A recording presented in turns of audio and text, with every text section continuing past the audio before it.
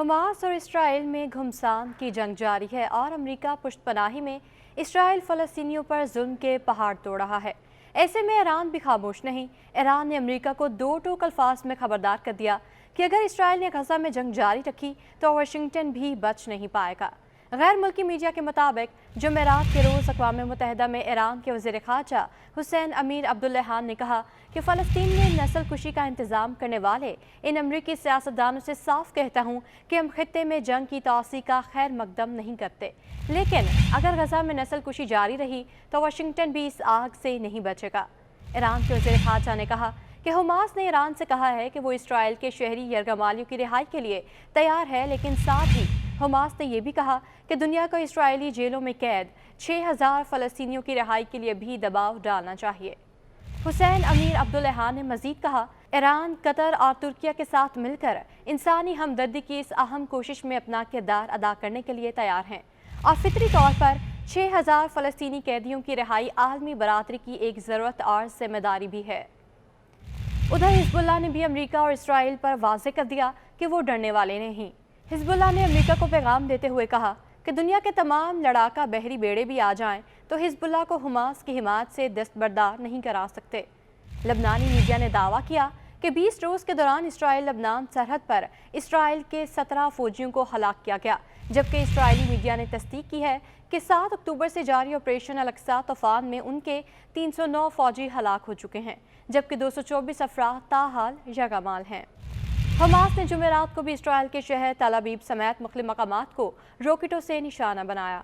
Hamas और Hezbollah के हमलों के सबब 1.25 लाख से ज़ायद इसराइली आबादकारों को शुमाल से जनूब मुंतकिल होना पड़ा है। हमास ने इसराइल पे सबसे तवील मिसाइल हमला भी किया है। हमास ने गजा की पट्टी से 220 किलोमीटर दूर इसराइली शहर एलात को निशाना बनाया। हमास ने तवील फासले तक मार करने वाले मिसाइल अयाश दागने की वीडियो भी जारी की है।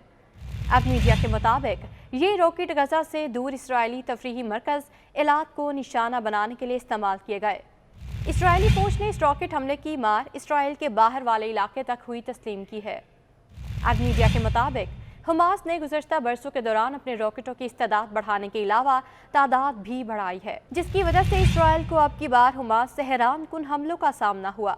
उधर तुर्क सदर रजब तैयब एर्दोगान ने यूरोपीय यूनियन को शदीद तनकीद का निशाना बनाते हुए कहा कि यूरोपीय यूनियन को गजा में फौरी जंग बंदी के लिए कितने बच्चों की लाशें चाहिए।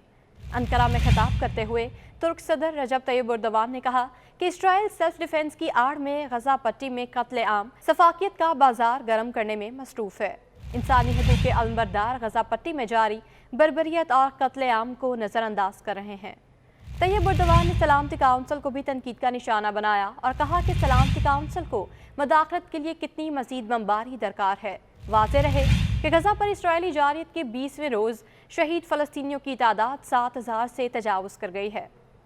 फ़लस्तीनी वज़ारत सेहत की जानिब से जारी बयान के मुताबिक गुज़श्ता 24 घंटों के दौरान इसराइली बमबारी से 481 फ़लस्तीनी शहीद हुए हैं। मजमूई तौर पर अब तक 7028 फ़लस्तीनी शहीद हो चुके हैं, जिनमें 2913 बच्चे और 1709 ख़वातीन शामिल हैं। फ़लस्तीनी वज़ारत सेहत के मुताबिक इसराइली बमबारी से ज़ख्मी होने वाले शहरियों की तादाद 20,000 से तजावुज़ कर गई है।